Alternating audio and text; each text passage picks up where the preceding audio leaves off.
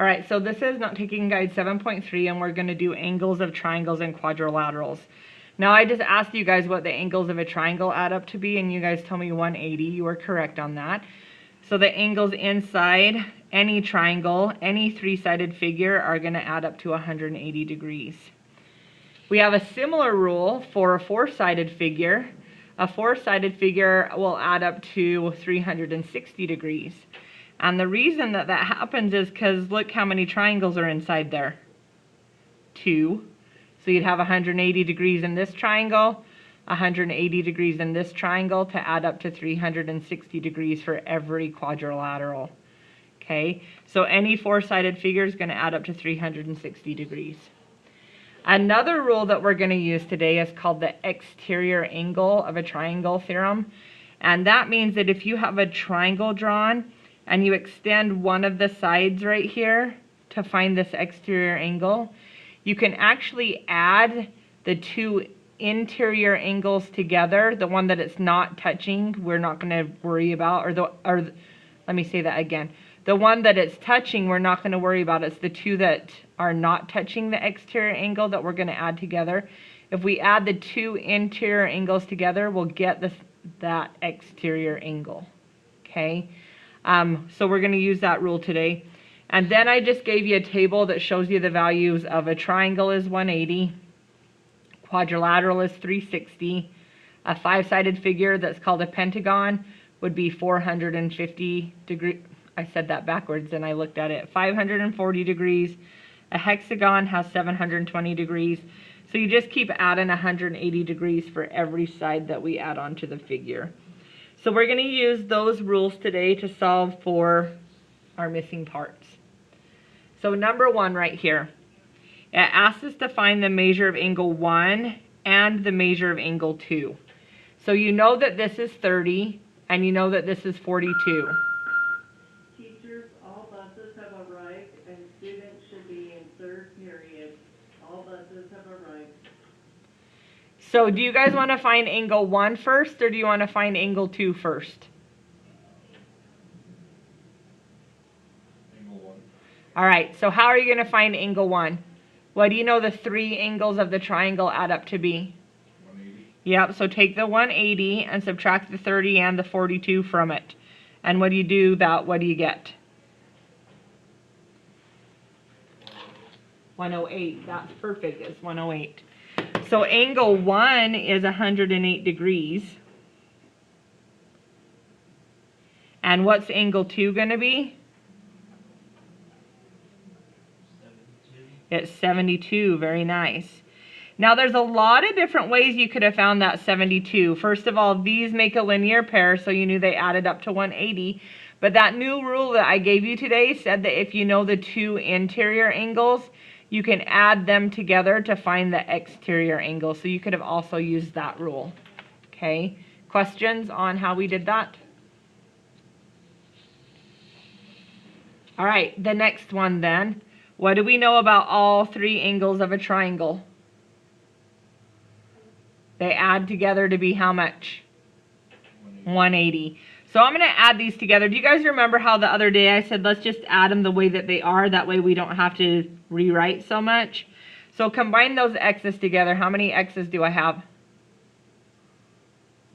8x. Good. Then we're going to combine our numbers together.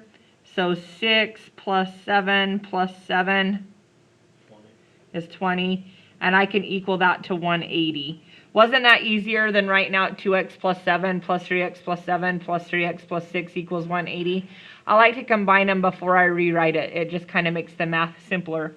Now I'm going to solve this for x. So I'm going to subtract the 20 to the other side. And I get 8x equals 160. Divide by that 8. And what do I get x equal to? Yep, 20. Now that's not the answer I was asked to find. I was asked to find what angle A, angle B, and angle C measure. So what I can do now is I can substitute this into angle A, angle B, and angle C to find my value. So up here I'd have 3 times 20 plus 7 to find angle A. 3 times 20 plus 7 is 67. So the measure of angle A is 67 degrees. I can do the same thing with B. 2 times 20 plus 7. That would be 47. So angle B is 47 degrees. And then angle C would be 3 times 20 plus 6. So 66 degrees. Now I should know whether or not I did this right. Shouldn't I be able to just add these together and they should add to 180?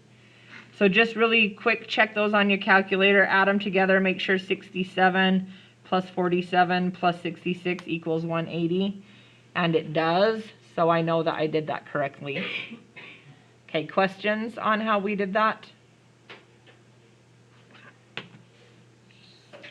All right, the next one then, this is a quadrilateral, a four-sided figure. Anybody remember what I said about the angles in a quadrilateral? They do, they add up to 360. So again, I'm going to add my like terms before I write it down again, just to save myself some math. So 23 plus 14 on my x's is how many x's?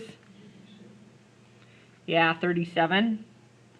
So I have 37 x's, and then add your numbers. You have a negative 5, a positive 110, and a positive 70.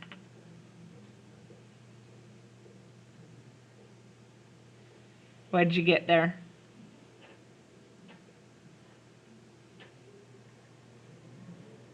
I got 175. Do you guys agree with me on that? So plus 175 equals how much? 360, because the quadrilateral adds up to 360 degrees on the angles on the interior. So I'm going to solve this now for x, which is minusing 175. So I get 37x equals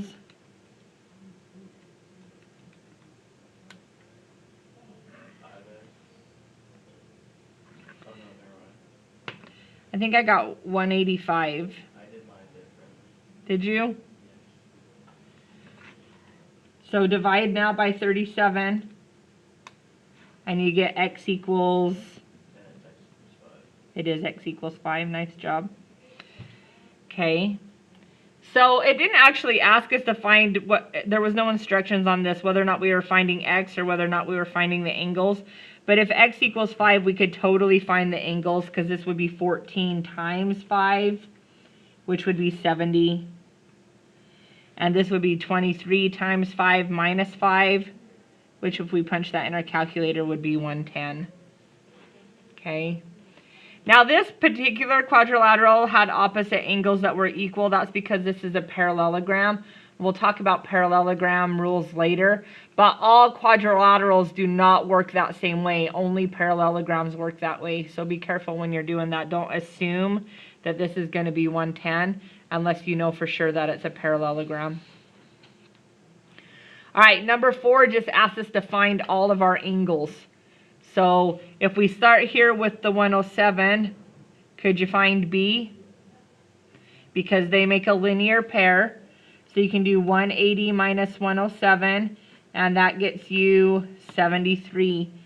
So B is 73 degrees, which automatically means we know G. Because G is a vertical angle, it's also going to be 73 degrees. All right, anybody have an idea from there?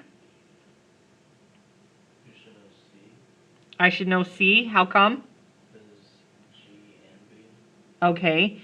And parallel lines cut by a transversal, then B and C would be alternate interior angles, right? So what do you know that C is going to be? 73. Very nice. It's 73 degrees. Okay. Any others that you know?